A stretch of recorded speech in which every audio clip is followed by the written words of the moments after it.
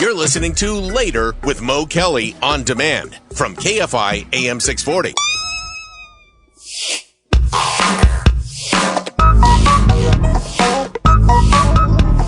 Now on the Mo Kelly Show, it's Tiffany Hobbs, the viral load.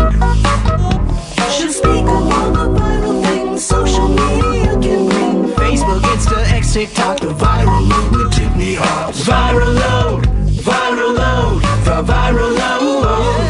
Viral load with Tiffany Hobbs. KFI, Mo Kelly. We're live everywhere on the iHeartRadio app. It's now time for the viral load with Tiffany Hobbs. Awesome. Pre-Thanksgiving edition. A lot of people are on vacation. It's common knowledge. This is one of the busiest travel seasons of the year, if not the busiest travel season. And people are booking different accommodations. A popular accommodation is through Airbnb, the home sharing or venue sharing service. However, one user of Airbnb found something very unusual. And what is that unusual thing? A view hidden behind a curtain at their home. The user decided to book this home in Venice, Italy, and shared the experience on Reddit. Images of the view were shared by the guests in a post under the username Empire Park titled, "Here's what's behind the bedroom curtains in my Venice Airbnb." So far, the post has amassed thousands of views and comments. The poster, who still is anonymous, told Newsweek magazine that their Airbnb stay, which was originally at the end of October, was a one-bedroom located directly on the Grand Canal near the San Silvestro Vaporetto water bus stop in Venice. So a prime location with beautiful views. However, while the Airbnb host showed views in the listing of the canals, they did not show the view from behind this curtain. And this is what it looks like. So the user posted pictures and there's a curtain, there's a window, the curtain is drawn, you can't see what's behind it. But when the user pulls back the curtain, there's a metal railing of some sort and fencing on the opposite side of it. When you look through the window, it overlooks an empty, dilapidated room with one table and bare walls. So this was especially troubling to the bookie because they didn't know what was on the other side. And a lot of the comments on the Reddit post definitely were encouraging the bookie to be careful because of movies and all sorts of other things in popular culture that speak to a dilapidated hidden room on the other side of your Airbnb. For our next... Okay. People go on way too deep with, putting their fears from watching movies onto someone else. Well, it's understandable, Mo. Movies get in and they're highly influential, especially when it comes to travel. There was a movie that came out a few years ago specifically about an Airbnb stay. And I won't spoil the movie, but it was a horror film. And it definitely discouraged people from using these home sharing apps. Look, I'm all for using common sense to guide your safety, but I'm not going to use the hand which rocks the cradle as the entry point as to what supposedly is safe in an Airbnb. But go ahead, you were saying. Maybe not. I mean, you probably shouldn't be booking on Airbnb if you can find other accommodations in the first place. But that's, apples and oranges, potato. The next story deals with a cat owner who also went on vacation. And while cats are okay by themselves for about 24 hours, this cat owner used one of her friends to cat sit. And the cat owner received pictures of her cat while she was out of town. But what went viral are the pictures because they weren't what the cat's owner was expecting. In a viral TikTok post used under the username Handsome Boy Pumpkin 7, a series of pictures shows a fluffy orange cat posing for the camera, wearing a cowboy hat and a wig that his cat sitter bought for him. And the cat doesn't look too happy about it. The cat owner says, "We asked our cat sitter to send photos while we were gone, and this is what she sent." The poster, 24-year-old Amanda Bolosky, said that she and her fiance often travel for work, but thankfully they have the most amazing cat sitter friend who loves hanging out with their fur baby, little Pumpkin, when they're not home. The video of the photos went viral quickly and has amassed over 116,000 views and 25,000 likes on TikTok. And the photos are very funny when you look at them. The cat has on kind of a Beatles wig, that dark raven bob. So picture an orange cat, a Beatles wig, and a cowboy hat on top of that. And the cat sitters holding the cat and kind of posing the cat and saying, look, he's happy. The cat looks like it's a few seconds from clawing the cat sitter's throat out, to be honest. But she says, your cat, Pumpkin, was very, very calm, was happy to put on these funny little costumes. And now Pumpkin, the cat sitter, and the cat owners are all a part of viral history. I wonder what aliens must think about us when they come to this planet and they look at the internet and they look at the things which are going viral that people are sharing and liking and hearting and quoting. Yeah. We're a strange species. I think it's a little braggadocious and maybe even a bit egotistical to think that the aliens wouldn't just pass us by for greener pastures at this point. They've seen enough. Oh, yeah. I'm quite sure they're looking at us in the way that, people go to the circus or the zoo. Yes, we are entertainment. And here's even more entertainment. Target has given Santa a hot seasonal makeover. Did you think Santa? Hot Santa? Hot Santa.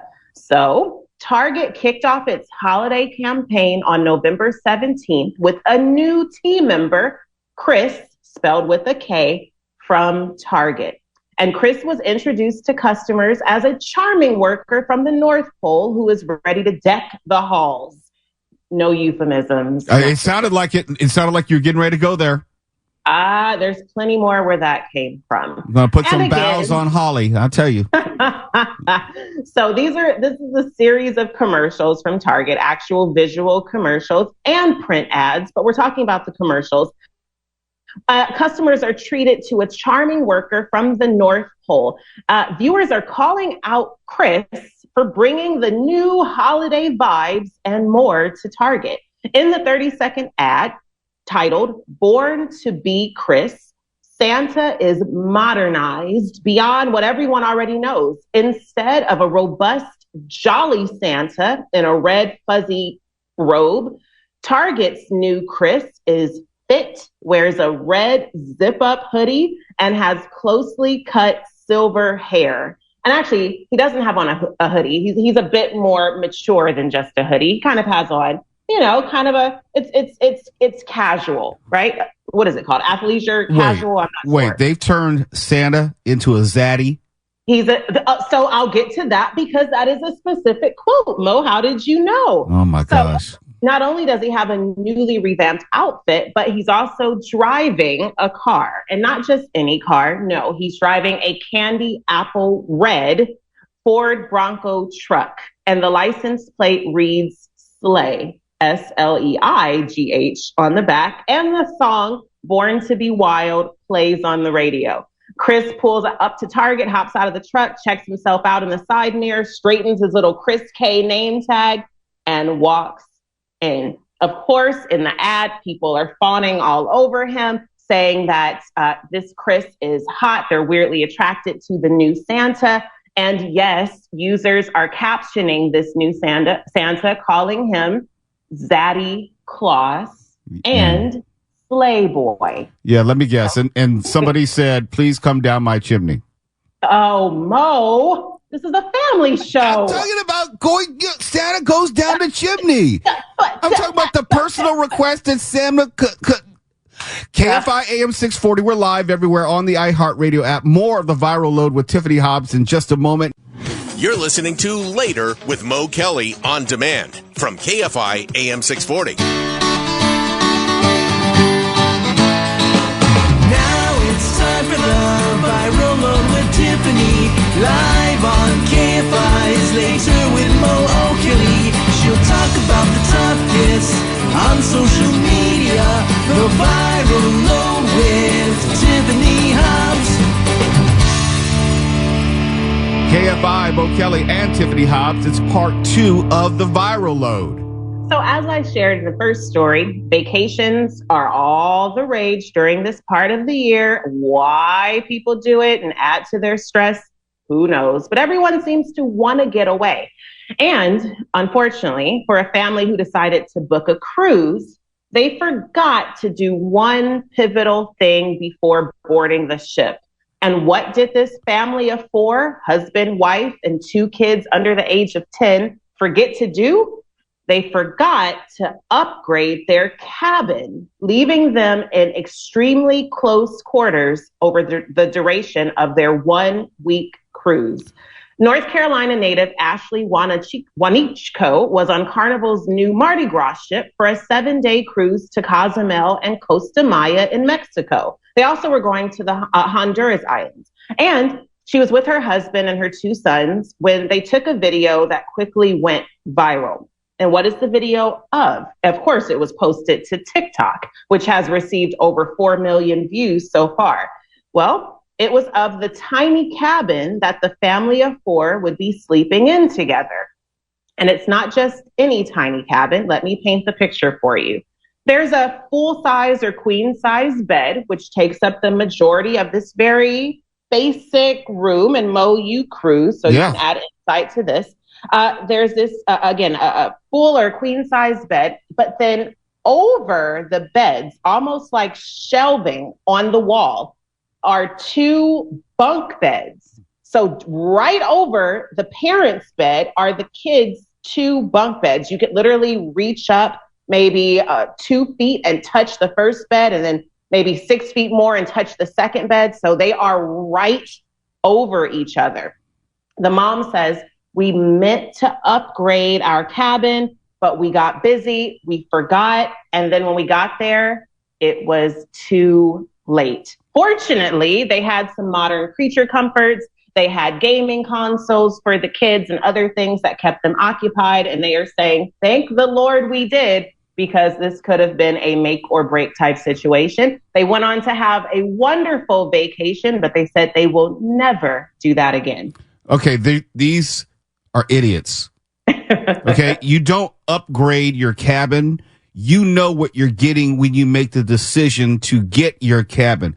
That's also, what I was thinking. It seems that they had adequate bedding. It was just a little bit cramped. And if you actually spend any time on a cruise ship, the only time you're in your room, your stateroom, your cabin, is when you're going to sleep.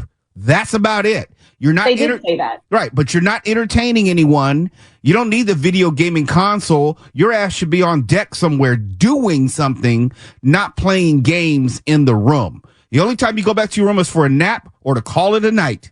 That's it. Now, if the parents were upset they couldn't get their freak on because the kids were in the same room, that's a different story. That's not my problem. But when you make those arrangements, it's very explicit what the cabin is like. And I've done Royal Caribbean. They will show you an example of the stateroom. That's what I was thinking too. You know what you're getting. And so to think that you're going to be able to do this last minute upgrade or whatever it is, you're already gambling with the possibility of not being able to get anything better. Right. Go ahead. I'm sorry. There are a couple comments I want to share. And again, you're a cruiser, so maybe you could chime in on this. One cruiser said, when there are kids with you in a situation like this, it's a trip. When it's adults only, it's a vacation. Do you agree with that? I would agree with that, but it's a distinction without a difference, which goes back to if the parents were trying to get their freak on, you wouldn't be able to do that with the kids in a room. But that's a minor inconvenience when you're talking about a week-long cruise. You should not be spending a lot of time in your stateroom. It's not like you're traveling together like that. You know, you just sleep in the same room. And to the credit of the parents, they said that, again, it wasn't horrible. It was cramped. And they learned quickly to get ready in shifts and to spend, like you are suggesting, as much time outside of the room as possible. And they all survived. Yeah, it's not that difficult. Yes, this probably got crowded when they were going to use the bathroom or get dressed in the morning, but there are tricks to get around that. Yes. And fortunately, again, it went pretty well for them. So I was kind of sticking with vacation-themed stories. This one deviates just a bit, Mo. So we all have questions to life's greatest mysteries. You might want to know, where did life come from? Who created it in the first place? But there is one question that seems to unite people across all generations, all backgrounds, and that is, were Ross and Rachel on a break?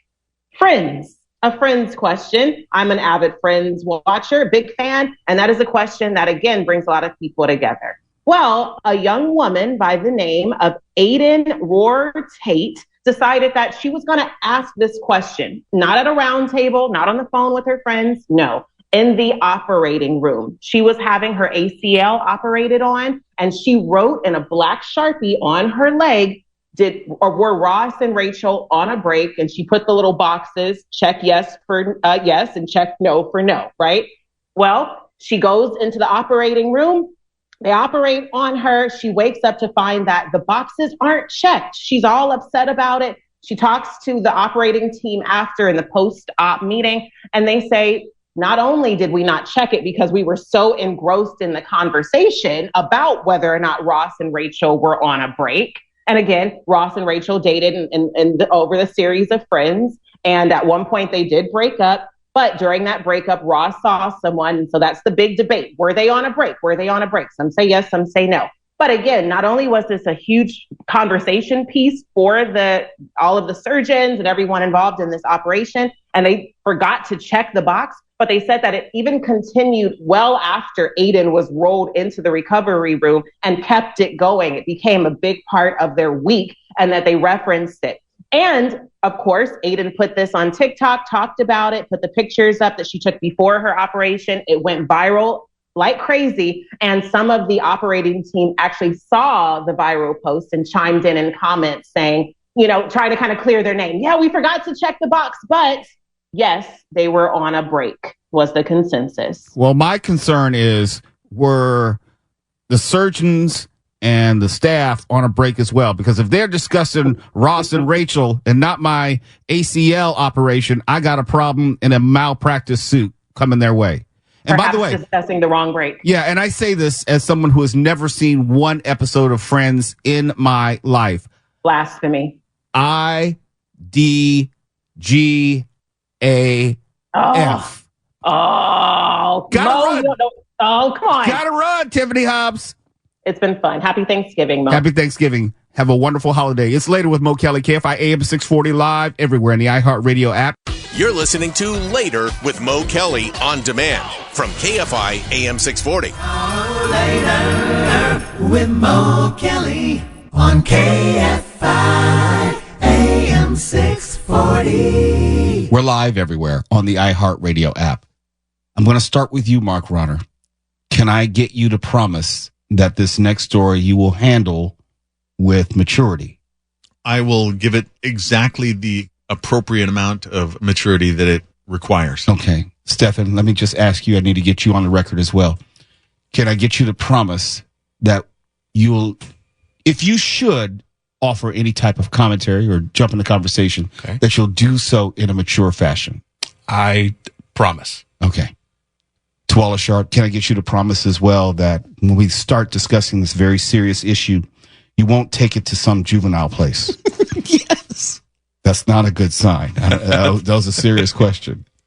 Cicadas in Chicago are expected to become infected with a sexually transmitted disease that is said to turn them into zombies and also cause their genitals to fall off. This is according to WGN in Chicago, one of the largest television stations in the country. According to WGN, a white fungus called Massospora cicadina is what affects male cicadas and causes the issues. The fungus only targets 13 and 17-year periodical cicadas.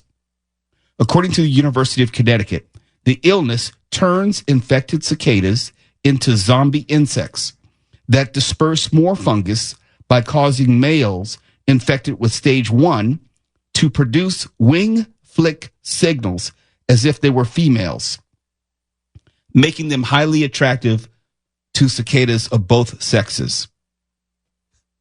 You like who you like. I mean, well, not only that, I think it's really, really interesting how it's the teenage cicadas, the 17-year-olds who are getting the STDs. That's not what that means. No, it's the 13 to 17-year-old cicadas. They come in periods of 13. They do what?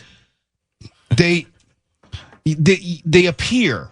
They appear in 13 and 17-year cycles. Yeah, that's essentially a 13 to 17-year-old. They're not 13 years old and 17 years old. In cicada year, that's what they're saying. That's literally what that means. In cicada years, I'm not talking human years, Jesus. We're talking cicada years. These are teenage cicadas who are out there getting their freak on, spreading this STD zombie-like thing that's causing, all types of issues.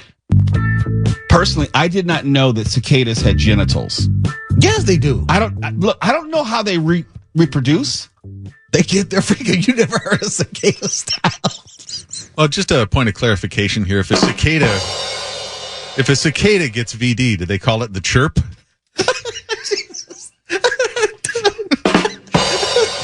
I asked you before we started this subject whether you would be able to approach it in a mature fashion. Okay, I'm trying to be serious as a journalist. Okay. I'm saying what I did not know. I did not know that insects had genitals in the sense of appendages that would fall off. Well, it's not like Ron Jeremy of cicadas, okay?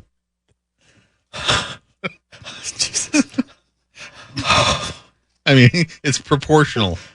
I mean, and actually, when you think about it, when you think of if a dude gets like one of these STDs, your junk will also fall off. And what bothered me is the fact that they could get this disease. Not only do their genitals fall off, everybody wants to get with them. Yes. Everybody, because they become attractive to everybody. Think about you losing your manhood and you walk into a room after you lose your manhood and everybody in the room wants a piece of you. So it's like prison. Oh, jeez. Look, this is literally like that. Like when we were young, Mo, and we were out in the club, and if you saw someone who was really, really fly, when you're young, before Eazy-E and Magic Johnson, we didn't care. And then guess where we were at? In the clinic. I don't know what you're young talking cicada about. Walking around the club. I don't know what you're talking about. Pleading the fifth. I do not know what you're talking about. Look, all I'm saying is I've known a few young cicadas who are out there hot to trot. I don't think this is that, though. Who wants to watch some Oz? That was a very good TV show. It was disturbing, but it was a very good TV show. It's as disturbing as this. No, it's not as disturbing as this. It's not as disturbing as this. I didn't know that the insects could catch their own brand of STDs. Yeah, it's disturbing, but simultaneously, it's kind of interesting because it's like I didn't know that either. I mean, you didn't ever think, like, how do these cicadas spread so quickly? But like rabbits. Getting I their don't think freak it works on. like that. They're getting their freak on. They're attacking people. I'm not even mad at the fact that these things are spreading some level of zombie plague because birds eat these things. Yeah. We don't know if cicadas end up in our food sources and they're spreading some level of STD to us. Look, some cultures, they eat insects, including cicadas. Not me. Not in my household. I can't speak for Stefan's household or Mark's, but we don't do insects. Well, I'm not going to pass judgment on any bug chasers in this case. Jesus. Yeah. This is the first time in 222 years that the two broods, the 13-year and the 17-year periodicals, will be above ground at the same time. So it could be like Cicada Fest 2024. Party. A little cicada freak night. Yeah, it could be like Wood Cicada. It's like the Cicada AVN convention. It's like Coachella-cada. Coachella-cada. Yeah. All these teenage cicadas out there getting their freak on, spreading venereal diseases, and now the stuff falling off. This is actually how parents need to address the birds and bees talks with kids nowadays. You want to be like a cicada? You want stuff to fall off? Keep on out there. I wonder what the life cycle of a cicada is. Like, how long do they live like the above lifespan? ground? Yeah, lifespan, excuse me. I mean, if they 3 to 4 weeks. 3 to 4 weeks. Think of it this way. You got 3 to 4 weeks to do everything you want to do in life. Everything. 3 to 4 weeks. And let's say the first week out, you get the disease, you get the chirps. And for the next 2 weeks of your life, you can't do anything about it except be the object of someone else's desire. It doesn't say that stops them from getting with them, though. It doesn't say that, if one cicada sees another cicada with this horrible, it doesn't say that they stop, they get protection, anything. No, I'm saying, but if your stuff falls off, you're kind of a bystander at that point. No, we don't know when it falls off. Does it fall off in the process? He's not wrong. It doesn't say that they can't do it. They're just. Is there a good time? Is there a less awful time? I guess, and maybe in the act, maybe. If it falls off They're really not under any obligation to inform anybody, are they? They're not. I guess not. Excuse me. Has your stuff fallen off? Are you itching, burning, scratching, pain while urinating? I can imagine it. Like, look at that cicada. May got that thing. They may got that chirp. He sold that pretty well. It's almost like he's making an analogy for his real life. I don't think he's acting. Chirp, chirp. Wait a minute. I don't think. No, they buzz. They don't. They like. No, they buzz. That's right. Yeah. They do buzz. Yeah, they but yeah. You ever been out to like Palm Springs? They have large. I don't want to call it infestation, but whatever groups of cicadas. I mean, if out they there. got the STD, it is an infestation. Well, Filthy cicadas. well, I don't eat cicadas, so I don't have to worry about that. But You don't, do you? no. That's why I don't even eat the crickets that Mondo was trying to If give you me. were a male cicada, you might. Never mind. That was almost halfway mature. You almost made it all the way through that without making some juvenile, sexualized, inappropriate joke having to do with venereal disease. You almost made it through. Mark didn't do as well. Well, Definitely in all true. fairness, some of them really don't want to be eaten. I'm going to leave that one alone. It's Later with Mo Kelly, KFI AM 640. We're live everywhere on the iHeartRadio app. You're listening to Later with Mo Kelly on demand from KFI AM 640. And you know it's a good day when we have a 7-Eleven update. And just in case you're not familiar with Later with Mo Kelly, I implore you to stay away from 7-Eleven. When I was in Korea, they were everywhere. They were everywhere. 7-Eleven is real big around the world. But here in LA, it's different. It's very, very dangerous. I say be very careful getting on the metro, and I say stay your ass out of 7-Eleven. And we've been following these robberies of 7-Eleven up and down the California coast. It's happening all over the state. And I was saying, and I was trying to remind people, this is not happening at Circle K. I mean, there may be an occasional robbery of Circle K. There may be an occasional robbery of AM/PM, too much good stuff. But there's not a daily occurrence in the way that there is with 7-Eleven. And I try to tell people, part of being safe is connected to the decisions that you make before a situation happens. For example, you don't go to the ATM at 2 a.m. for a night. I don't stop for gas at night. I don't go to 7-Eleven ever for any reason. And here are another, not one, but 2 reasons. Let's go to Arcadia. 4 people were hospitalized after a car crashed through a storefront 7-Eleven on Friday night. It happened at 10:30 p.m. Okay, and I'm not blaming 7-Eleven for being 7-Eleven, but if you're not at 7-Eleven or around 7-Eleven, it can't happen to you. Another crash, a dramatic one in Arcadia, where a Toyota Prius crashed right into a 7-Eleven, injuring 4 people. It happened near Baldwin and Fairview Avenues. Why is she trying to be so sexy with the report? It happened in Baldwin and Fairview. Another crash, a dramatic one in Arcadia, where a Toyota Prius crashed right into a 7-Eleven, injuring 4 people. Why the inflection in her voice? Oh, this is informative. I should start doing the news in more of a bedroom voice, shouldn't I? Injuring 4 people. 4 people. It happened near Baldwin and Fairview. Did you hear how sexy she was on Fairview? I was just going to say that's the one where I caught it. Fairview. Come and get it, Fairview. Baldwin and Fairview Avenues last night. The Prius smashing through the front glass doors. I don't know if this is true. Can a Prius smash through anything? Really? I don't know, but that sounds like Catwoman delivering the news. It's Julie Newmar. It sounds like we've interviewed her, as a matter of fact. I ought to play this sometime. Oh, jealous again. Yeah.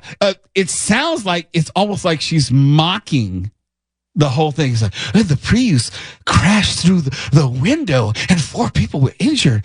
Ooh, Your getting big, warm. thick Prius crashed through this tight little window. I don't know if she made Prius smashing through the front glass doors, leaving debris and store items scattered. All 4 victims were Oh, that inhale was pretty sexy. scattered. All 4 victims were inside the 7-Eleven. Did you hear how she emphasized inside the 7-Eleven? All 4 victims were inside the 7-Eleven when it happened. They suffered minor to moderate injuries, and police arrested the driver of the Prius on suspicion of DUI. Wow. A suspicion of DUI. Were they deep inside the 7-Eleven? Deep inside.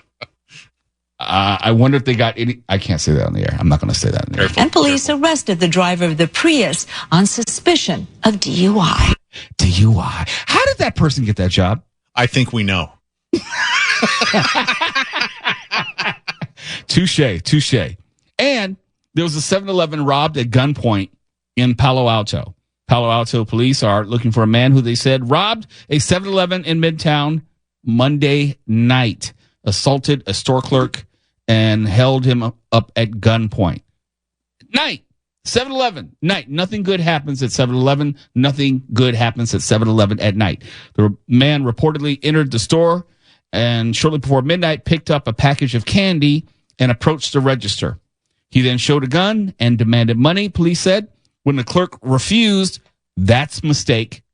If you're working at 7-Eleven and someone comes in demanding money, give them the damn money. It's not your money. Just hand it over. No. And it says he then showed a gun. It wasn't like a finger in a sweat jacket. Showed a gun and demanded money. When the clerk refused, the man hit him in the face before fleeing on foot. The clerk, a man in his 30s, described the assailant as a Hispanic male in his late teens or early 20s with short to medium stature and a medium build. He wore all black clothing. Yeah. The clerk suffered a minor injury to his face but declined medical attention. Police said that there have been no similar incidents in Palo Alto recently. It'll just wait till tomorrow. Another 7-Eleven will get robbed. But I gotta tell you, if this, going back to the car which plowed into the Arcadia 7-Eleven, and this is from foxla.com. I don't know who the announcer is, the newsreader is, but if this is their best work, I wonder what the audition tape sounded like, because I'm kind of like turned on a bit. And police arrested the driver of the Prius on suspicion of DUI. Of DUI. Remain seated. I beg you to remain seated. DUI. Ooh, she's so hot. DUI. Ooh, a Prius and DUI. I don't know if it gets any better than that. Of DUI. DUI. Oh. It's later with Mo Kelly. KFI AM 640 everywhere. On the iHeartRadio app. You're listening to Later with Mo Kelly on demand from KFI AM 640.